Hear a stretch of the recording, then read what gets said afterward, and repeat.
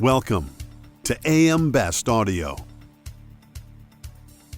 The Risky Science podcast features conversations with the leading thinkers about measuring risk, including researchers, modelers, investors, and insurers about the evolving science of predicting and modeling risk across both natural and man-made perils.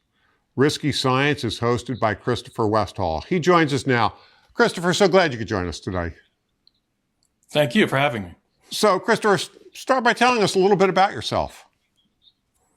Well, there's not much to tell. I'm a lifelong financial journalist. I've been in this business for over 25 years.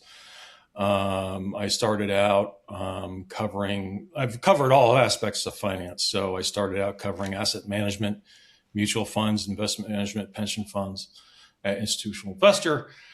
And then I sort of moved into the research side of it. I worked for a Big Four accounting firm for a number of years, covering banks and insurance, so all sorts of financial services. And that's when I really got into understanding the role of insurance and risk. I spent a few years covering retail finance at thestreet.com during the Occupy Wall Street movement, which was really interesting. And for the past several years, I was doing research and content around accounting. So I've been, my entire career has been all around finance, but all different aspects of finance. So as a journalist, the next logical step would be doing a podcast. What was the impetus for putting this podcast together? Well, yeah, you're absolutely right. Everybody's doing a podcast right now. I think the impetus for this was just letting my interest go where it should. I've always been really interested in how models work, and particularly catastrophe models. I first became aware of them back in the early 2000s when I was covering insurance, and how they sort of correlated and informed the decisions that capital made when applying risk. And it's sort of the perfect avatar for journalism, where it covers both the markets and insurance. I mean, that's really the thesis of my newsletter, my website, and the podcast is risk, markets, and models and how they interact. So tell us a little bit about the podcast itself. How long have you been doing it? How many episodes have you recorded? What sort of subject matter you tackle? Things like that. So we have about 30 episodes up so far. It's been going on consistently since the summer. I've been putting my all into it since then, and it's really focused on interviewing all aspects of how models work. So I'll have conversations with people who measure earthquake risk and model earthquake risk. We talk to modelers around wildfire risk, but I also talk to people on the opposite side about, okay, you have these models, you're using them, and what does that mean to your capital allocation decisions? And that's not only insurance, that's people who use models, whether it's in real estate or in public policy, how they make decisions based on those models. It's really, my thesis is that, as you probably understand, everything's models right now, whether it's AI or credit or, catastrophe. A lot of people are leaning into models. So it's important to understand and have conversations with people about how they operate, and what's the science behind it? Because all these things don't just come out of the blue. They come out of research. They come out of academics who sort of study these things, and it's having those conversations.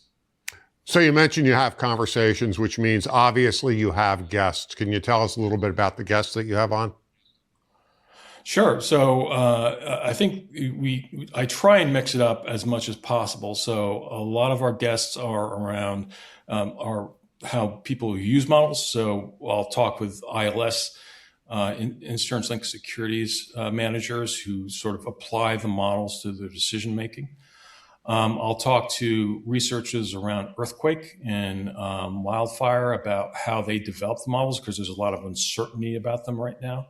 about how they measure risk. And I'll also talk to, that can run the gamut from people who sort of develop the models, but also people who use them for public policy. I talked to Neil Ferguson in the UK about his work on, the COVID-19 model. And so these have like huge ramifications across not only, markets, but in public policy. So having the discussions is really important. Customize your data experience. BestLink now offers an interactive company dashboard that provides company-level intelligence in a fast, user-friendly interface featuring interactive tables, charts, and Sparkline performance histories. Customize the dashboard tiles to prioritize the insurer ratings, data, and analytics that best support your workflow. AM Best. Our insight, your advantage. Christopher, who are you finding your listeners to be? The listeners, actually, it's more on the people outside of the industry. It's on asset managers, traders, people who sort of want to understand how the models are being presented, how they're being used, how insurers are using them. And that's a real big interest. I think a lot of our listeners are on the trading side, and that's especially as we get into sort of the more esoteric discussions. We've done a couple of episodes on how trading markets are influencing models and insurance risk. So it's been an interesting ride. Do you get feedback from your listeners? And if so, what sort of feedback do you get? The feedback I get from listeners, I've done a few live podcasts, and they're always very enthusiastic. It's in discussing it with people in the industry, it's a niche of a podcast, right? It's a very specific thing. So the feedback I've gotten, a lot of the feedback is, what I see in the market. I've seen the podcast referenced in earnings calls where people discuss and ask questions about like what they've heard on the podcast and what that means to that particular company. So there's no direct feedback, but it's more feedback from hearing from people who actually listen to and ingest the information. Are there any big questions that you're hoping to answer for your listeners through the podcast? Yeah, I think the big question I'm trying to answer broadly is about, what is the efficacy of the models?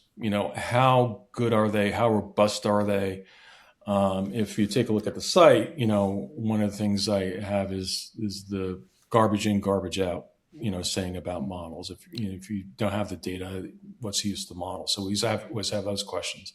I think the more specific themes I look at are how models are applied to developing risks. There's a big push, as I mentioned, in wildfire risk in terms of physical.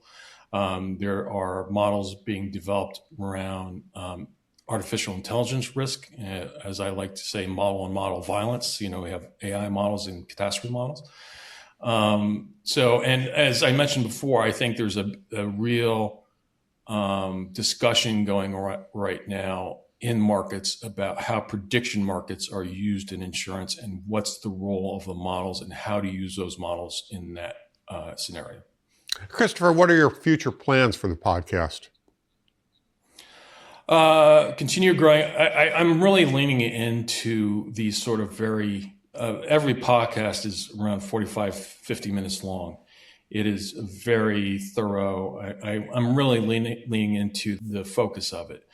And my plan is the goal isn't to just get, thousands of subscribers, although that would be nice. The podcast really informs the discussions of what I write on the site.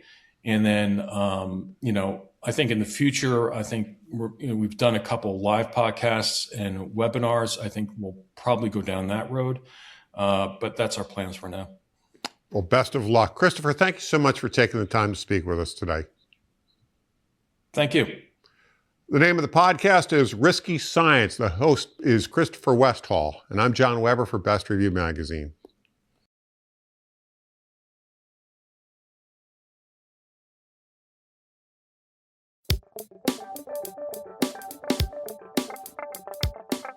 Looking to get the full attention of the insurance industry?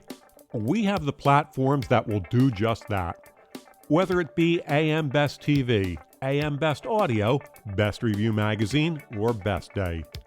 Find out more by calling AM Best Advertising Sales at 908-439-2200, extension 5399, and have a great day.